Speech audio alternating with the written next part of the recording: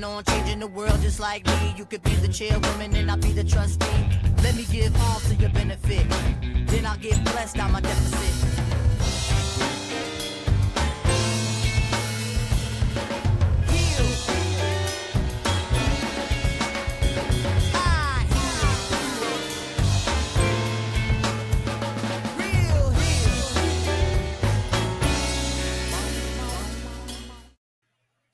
All right. Hi, everyone. I am your corporate IQ host, Antoine Johnson. And I'm your co-host, Lachez Solage. You know, Lachez, I'm so super excited. Even though this is, not the first episode, but I'm super excited for many reasons. One, the guest, of course. Heels by Q-Tip.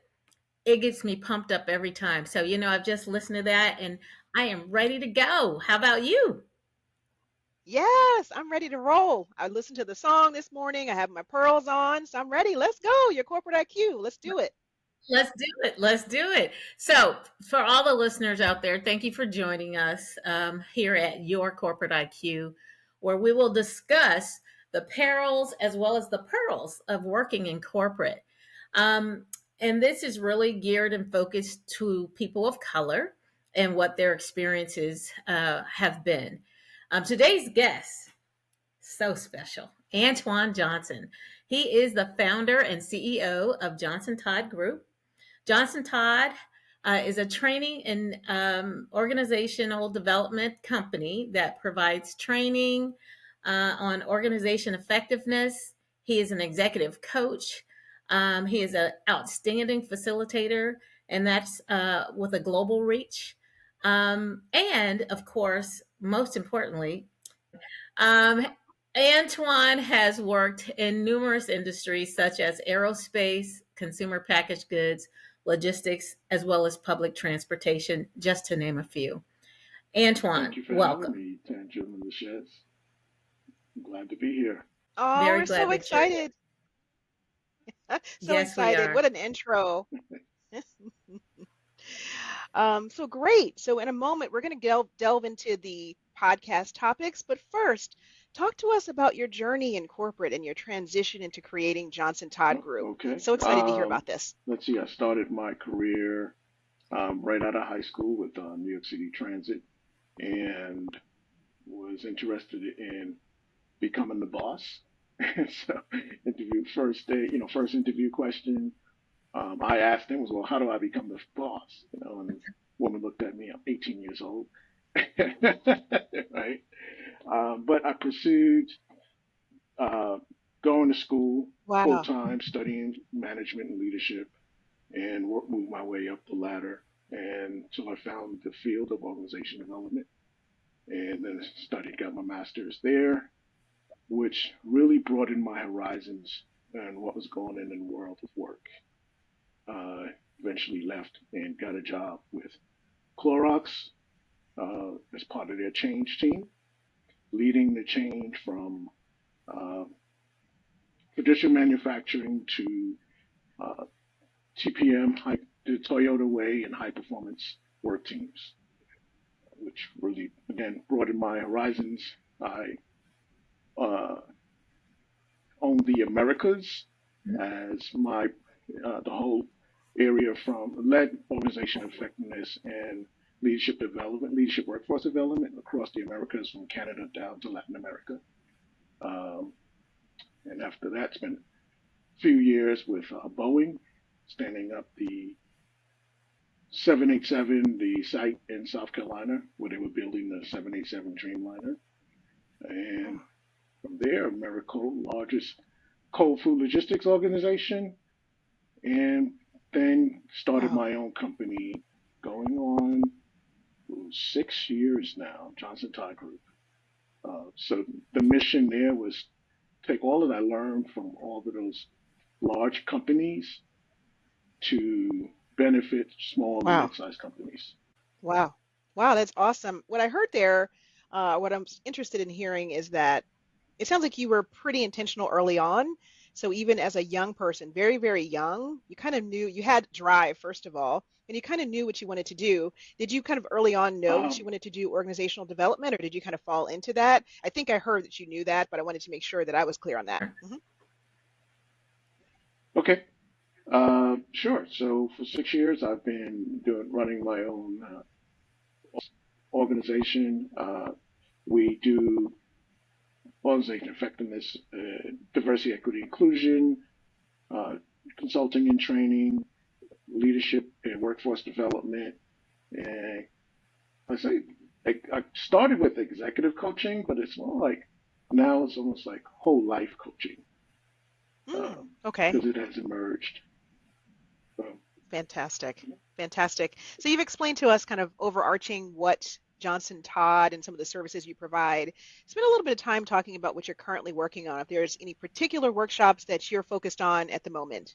sure. So I have a couple of emotional intelligence workshops coming up. One, emotional intelligence for religious leaders, and yeah, and then another couple of workshops that will be emerging over the next few months. So any information you want to find out, definitely check my website at www.johnsontoddgroup.com.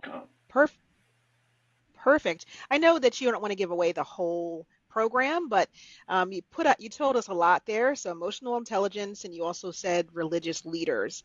So tell us a little bit more about what that means, and then also the religious leaders piece. I think that's really interesting. Just talk to us a little bit, as much as you can share there about that. Oh, sure, definitely. Well, emotional intelligence is important for all of us to have, especially as leaders. Um, how you interact with people, able to lead them well, meeting them where they are, helping them deal with their issues. Uh, Religious leaders, everyone comes to them with their issues. Where do religious leaders go with theirs? Mm. Ah, Right? okay, And okay. not only do religious leaders have the expectation of being able to help everyone else, they're Hmm. also held to a higher standard, Hmm. right? And there's a lot of pressure on them where they are human too, right? So they have the same human, I'll say, desires and wants and needs as the rest of us, right? So, they may have a strong connection to God and or the higher being and a calling to do the work, Mm-hmm. leading others uh, to the higher being. But that does not mean that they do not have human urges, right, or have human issues. And so, with the emotional intelligence workshops for those leaders, we create a space for them to be vulnerable Hmm. and deal with their own human issues that may come up, which then better equips them to be more receptive and better leaders of their church, the members, as well as for their members of the church.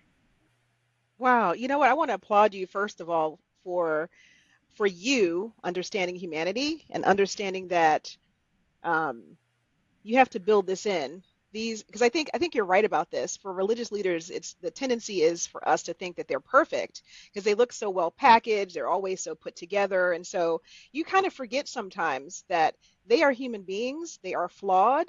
So I think that, Mm-hmm. applauding you for understanding that they're human beings and that they need support also. They're here to support a community, but then what do they have in building something for them? Because again, if they're not solid, they can't support the community and they can't be leaders to the community. Same thing with executives, same thing with anyone else. They are human beings as well, and they have to be solid and full to be able to lead and to execute just like anyone else. Yep, absolutely. Right. That's And in terms amazing. of emotional, yeah. And you think about, foundation of emotional intelligence around self-awareness, Mm, self-management, managing relationships, managing organizations, right? Organizational knowledge, right? So religious leaders, as well as all leaders, need to be well versed in those things. So I have a question. Can I just jump in there really quick? Um, because that is, considered at the highest level, such as a CEO. Um, I'm certain that it comes with a bit of apprehension to bare their souls to strangers that they don't know.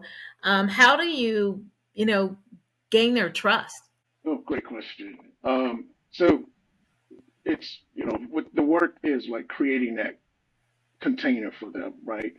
Being that trusted confidant, or in a group setting with other leaders similar to them, it's, that building in that trust factor, that what, like Vegas rules, what happens here stays here. And Sure. sometimes it's also sharing your own vulnerabilities, right? To as an entryway. So, if he is willing to share vulnerabilities, he is sharing his humanness, right? Then vulnerability builds trust, right? And trust builds opportunity for vulnerability. So are most of these people of color, or is this a myriad of cultures and races? My work, yeah, my work in training and in coaching is across many races, cultures, age groups, different stages in life. The workshop we just talked about was all religious leaders. So it's that one, tailors for religious leaders so that everyone within that workshop, they all are living and working in the same space. So there's that added trust, right? Um, some of the other workshops I may run, for instance, like with the human interaction, the NTL human interaction labs, which is very similar. We bring strangers in intentionally, so that people can share their vulnerabilities and be vulnerable with uh, strangers, where they not they're not as concerned about, well, what's going to happen after I share this. Is someone going to go back and tell my boss, tell my wife, right, tell my children, right? It's the type of thing where you have to set up the environment, and or words we use like the container, for them to feel safe and secure. Okay. Wow, that's definitely powerful. I think Tanjil's question leads into my next question. So, with that being the case, you're supporting or you're coaching executives and leaders of all races, all ethnicities, from a national and international context. What have you discovered with the POC and women experience in terms of differences for those two groups? And then how do you address that in your coaching model? Yeah, great question. Um, so interestingly, many of the same tools that we use, across the board in terms of leadership development, personal mastery, are the same. Uh, but then you may have to tweak a little bit based upon the culture and the context where the person comes from, right? And with women of color, women, men of color, with folks from, um, in terms of corporate world, underrepresented groups, there's added work on their part and on my part with them on navigating white male culture organizations, right? So most corporate in the U.S. context, the U.S. and let's say the U.K. are, Western hemisphere, Western based organizations, right? And so which equates to white male culture. So part of their work is, yeah, you could do the same tools, but then we have to also have the conversation, well, around uh, how to help them first navigate the culture of the organization and also what's going on with them in terms of how they're adapting personally. Um, some of the lessons or messages that they've heard growing up, and begin to uh, what we call internalize oppression, Hmm. right? We begin to, at some point or another, uh, hear and feel what is being said. It's your lived experience through Mm-hmm. as you have your lived experience in the environment, you're having to adapt to, hey, I'm a black man in the U.S. and, black man in corporate. How are they perceiving me? Right. And how am I perceiving myself? And I help them bring to the level of awareness and have discussions around, am I holding myself back? Mm. Right? What were the lessons I was taught? What was the lessons I heard growing up? Right? What did my parents teach me? Right? And so that's the added work that anyone that is, well, I'll say most people um, from underrepresented groups have to do. This Mm. extra is on top of just following, let's say, models of, well, we all need to work on your pie, right? Your performance, your image, and your exposure to help you move to the next level with corporate. You got to do that and think about, okay, how do I navigate these politics within this organization or this culture within this organization? Wow. Mm. I I, think I I need to think it's jump in there. really interesting. Go I'm ahead, sorry. I Kendra. got I'm sorry. excited. I had another question. So what you just shared is amazing and definitely noteworthy. I'm curious though. It sounds very mature. Several of our audiences will have had that experience, but there are some that will be listening that are brand spanking new, right out of college. And then maybe some that aren't even didn't make it to college, and they're still in the working world, and they're early in their career. How would you suggest that they And start what is. start the journey of the navigate and how knowing how to navigate? Mm. So that's great. That's a great question. And I think again, going back to what I shared before, around pie, right? Your performance, your image, and your exposure, Mm. right? Doing, performing well, um, delivering results, right? Building relationships, right? So you're creating an image by your work, right? And so often, and that's actually another significant difference I've been finding. I'll touch on that in a little bit. Is around your merit, uh, your work speaking for itself, but oftentimes Mm. your work is not enough to speak for itself. You have to be able to speak for your work as well, right? You have to be Yes. good at sharing your story, telling your story, right? Advocating for yourself, right? And then the third part being that exposure. Who else besides your manager needs to know that you're doing a great job, right? In terms of performance reviews and where you're going to get promotions from, you need to create raving fans besides your manager, right? Your manager's peers, your manager's boss, right? You need to kind of stack the deck in your favor that everyone knows that you do great work. It's not good enough just to do great work and think the merit of your work is going to speak for you. You have to also promote yourself. Sure. Perfect. I think there's so many things here. I think what you shared with us, just kind of recapping, so I'm understanding what you're saying.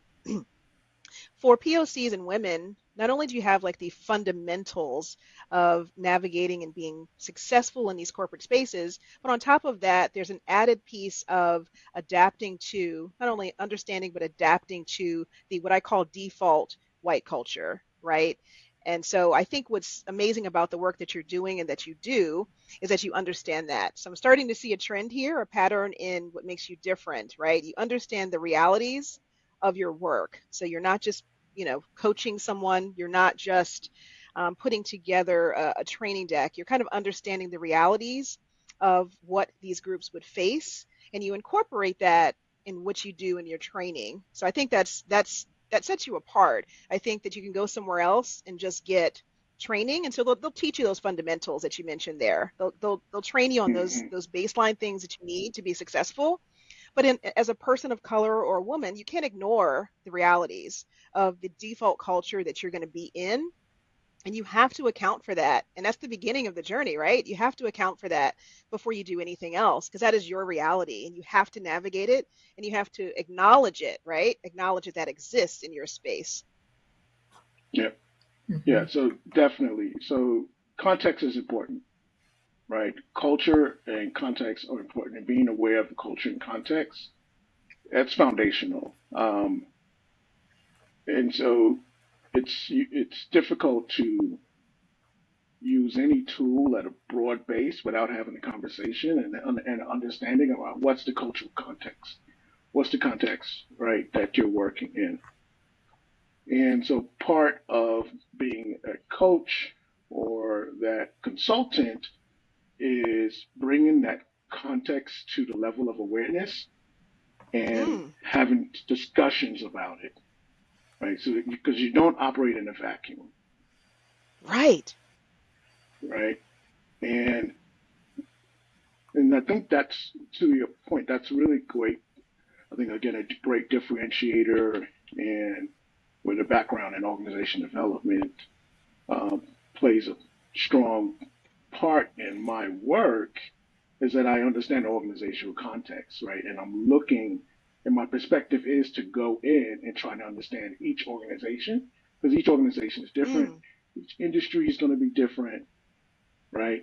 And the folks, my clients, they are in that culture and sometimes they may not be able to name it directly. Like you ask people, so yes. tell me about your organizational culture. They'd be like, what?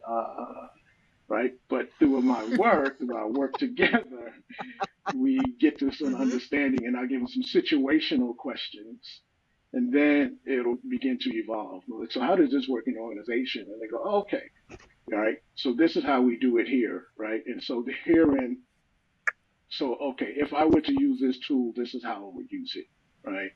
And when you think about organizations is different from being inside the corporate tower versus being out in the field, right? If Hmm. um, there's different cultures from state to state, right? The same company building the same product, but has offices in different locations across the states and or different countries. That Hmm. cultural context, the culture is going to be different for each of those places. Wow, you know what's interesting about this, and I think it's just kind of funny, is that I find myself really interested in context, and I find myself alone in this. At most of the places that I work, I find myself, my teams and companies, I'm so interested in context. I mean, things don't just happen, right? There's an entire story that led to a series of events with everything, and I feel like it's just there's so much of an avoidance of context. I think this is fantastic that you get this. One question I have in this space on this path is, so this added navigation that we're talking about, right, um, for POCs and women. My question is, as they're navigating the default culture, which is the white male culture, do you feel that achieving, kind of being yourself, your true self as a POC or a woman is achievable in that space? Is it achievable if you work towards it? That's a great question. PLC women have gotten really good at code switching, right? So Yes. how you talk with your family and your friends um, is going to be different than how you may need to talk and show up in corporate, right? And at your job, right? So it's having to be able, the ability to adapt is really great for us in terms of, we grew up having to do that. The issue in your question around can you show up as your true self? In some organizations, you may show up as a higher percentage of yourself, right? And in some organizations, less so. Right. So after George Floyd and a lot of the work that's been going on in terms of DEI, diversity, equity, inclusion, and belonging, many organizations have moved forward in that to a certain extent in terms of being more Yes. inclusive. Others are, it's still work, right? So we have hundreds of years in our country of not being inclusive. So we're not going to get really great at it within a year or two. It takes work, it takes time.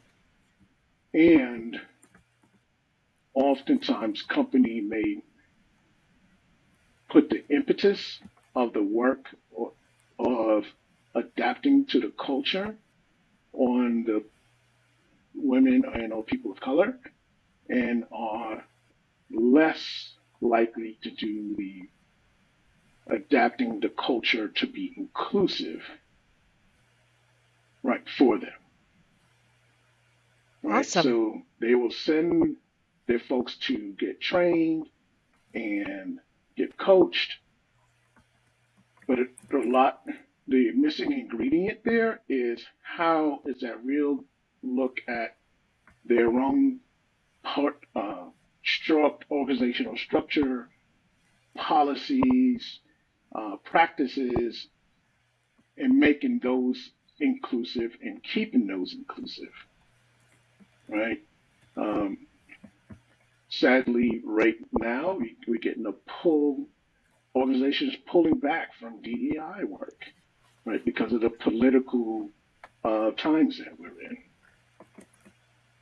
And so, long story, right, long answer. I don't think we are there yet where people of color, women can bring their full selves to the work environment. I think I get what you're saying here, to kind of summarize what you're saying. I think that you answered the question perfectly to say that it's not this kind of stock response to say that, yeah, it's perfect. And yes, you can absolutely in every organization show up as your true self. I love your answer and that it's real. You can increase the opportunity to show up as your true self within certain organizations. It will depend on what organization you're in. How close or far away they are with their DEI efforts and initiatives will allow you to feel more and more comfortable and increase that. But we're not in a place where the majority of us can be 100% showing up 100% as our true selves at every organization. That's kind of like the work that's ongoing, and hopefully we'll get there at some point. I love that. Yeah, My I next question think, for you. actually, I want to speak on that just a little touch because these current years has been because there's been a disruption in the DEI space within corporate after the George Floyd, summer of 2020, spring and summer of 2020. Organizations are still trying to figure it out, right? People Right. of color are really trying to navigate even more, like how much of myself can I show up? How honest can I be? Right? So Yes. you have this DEI initiative, and you say, "Oh, bring yourself." And I'm like, "Well, can I actually tell you the truth?" Yes. Right? And that's the place where folks are, people of color and women are really tentative around for their own safety, right? For their Yes. job security, right? So before it's like you knew you couldn't say anything. Now you're like, well, what can I say? Right? How much of myself can I actually bring? Wow. Who I think who it's powerful because I experienced that myself, that within the Floyd context in this period of time, I felt very comfortable kind of early on in the Floyd effect is what I call it. I felt more comfortable to show up as my true self. And I think as the DE efforts have waned a little bit, I've felt less comfortable. So I think that as a person of color, just speaking about my experience, I think you're kind of in a moment of calibration with this and understanding that, you're going to have to pull it back now as those efforts are waning and understand that it's different. It's kind of a hard thing to toggle between, but I think this is a great discussion here because that's something that's ongoing for POCs and women in corporate. I With like to that, add something, Lachez. And for myself, strange enough, I am still in the corporate world. And in my current role with my current company, I actually feel like I can be my true self, which is quite odd. And I work in the construction industry, and talk about being dominated by the white male culture. That's what construction is. But I feel blessed to be in an environment where I can be my true, authentic self as a Black woman in that company. awesome. I mean, that's So that's there are amazing. some. Yeah, so it sounds like it's possible. It's awesome. Antoine, what are you most proud of in this work? I'd love to ask this question and hear it from you. What you're most proud of? Great question. I ask that question of most of my clients when I first meet with them. I think right now in this moment, I'm most proud that I'm able to do the work that I dreamed of doing, and I'm doing it. And I'm able to, support my family with it. Um, it's like I'm doing the work I feel I was gifted to do by God. Wow. Wow. Wow. Um, Wow. How long have you felt this way? I mean, have you always felt this way in this work, or is this something that, it, hey, 6 years later, this is where I'm at? My goodness. it has emerged. Like how you create a vision. You're like, hey, this is where I want to get to. What I want uh, for my life, and it. I'd say within the last, maybe 3 years or so, it's gotten like, yeah, I'm really doing what I said I always wanted to do, right? I'm doing what I love to do.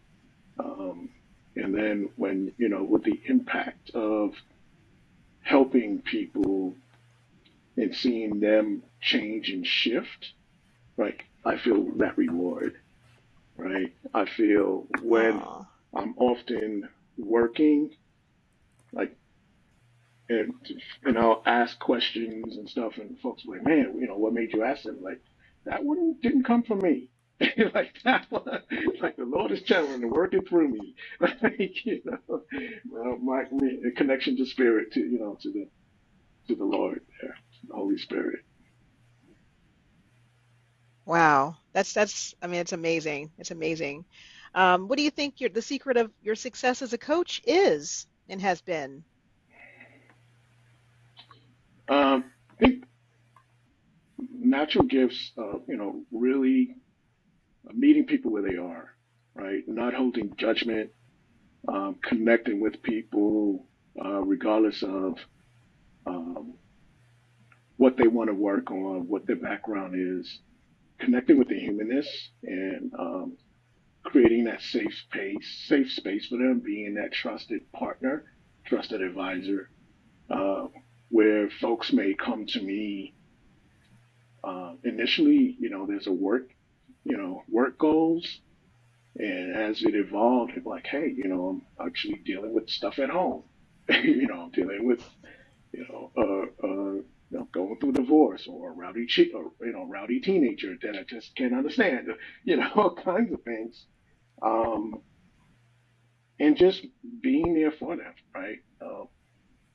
Giving myself use of self as a tool, and then the resources that I've acquired over, oh no, it's almost 20 years of being a co-op, 20, yeah, hmm, 20 years of being in organization effectiveness and coaching.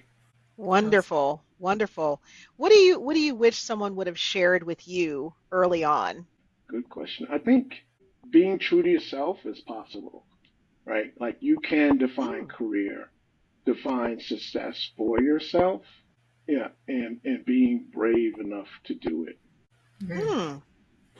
Wow. And that's early on. That's interesting. Wow. Fantastic.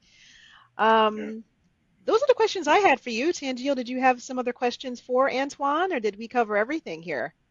No, I really think we did. I wish we had more time, but we are out of time. And so, in closing, Antoine, I think you've already shared how our listeners can get a hold of you or contact you. Can you just repeat that for us? Sure, sure. My website is www.johnsontodd group. That's one word, JOHNSONTOD group.johnsontoddgroup.com. Awesome. This was wonderful. Thank you so very, very much. Oh, do you hear the bell? That means our time is up. Sounds like it. Okay, thank you all for having me. Thank You're you. welcome. Thank you. Thank you so much.